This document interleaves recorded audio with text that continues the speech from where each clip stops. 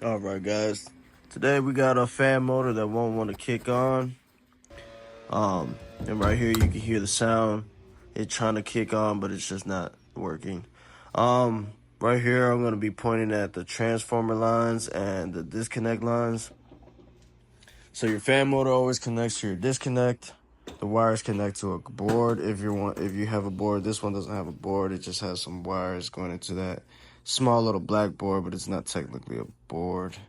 But we treat it as such in this type of unit. This is a train unit. And it's also connected to your transformer. So you always want to check those components first. You want to check each wire, make sure you're getting your 24 volts, your 120. You want to check your primary 120 on your transformer, and then your secondary should be having 24 volts. And this train unit air handler was so annoying. Just to get this fan, just to see the fan, you have to take the evaporator core out, so that's what I did. But these are all the wires. Your two yellow wires, usually sometimes it's 2, 3 that go into the disconnect. Then you have your hot wire that goes into your transformer as well.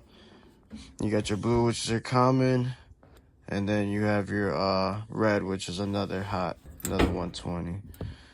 And these are all the connections to this, we're gonna call it a board. I'm not gonna lie, I don't know what it's called or consider it called, but it's acting as a board, and it connects to these are all the connections from the fan to this. And not only the fan, but all the fan wires that are included are connected back there.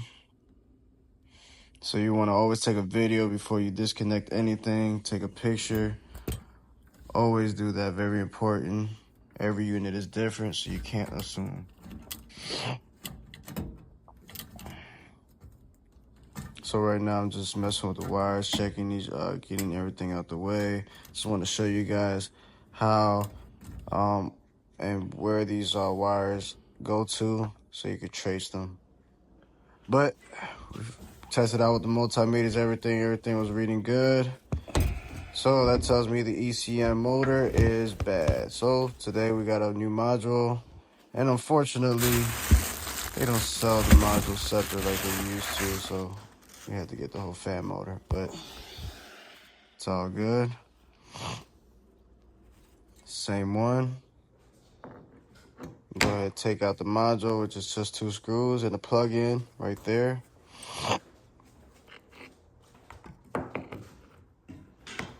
All right, let's take this out. 2 screws again. Take those long screws out. Take your module. Take out the plug-in. Take out your module and just put in the new one. Put you guys right here in this corner right here. Kind of hard to do that all at once. Don't have any mount for my iPhone, unfortunately. But all right, we stuck that guy in, and now the fan motor is working. You want to check your thermostat, make sure it's dropping. You want to grab your temp gun, point it to the evaporator core, make sure all the temperatures read good. Check your return, your vents, make sure that it's coming out cooling as it should be, and put that guy back together.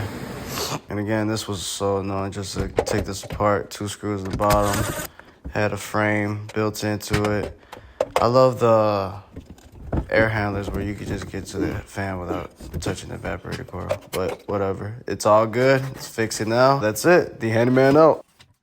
In my hands on my face, and I'm still on my feet to the top. In my hands on my face, and I'm still on my feet.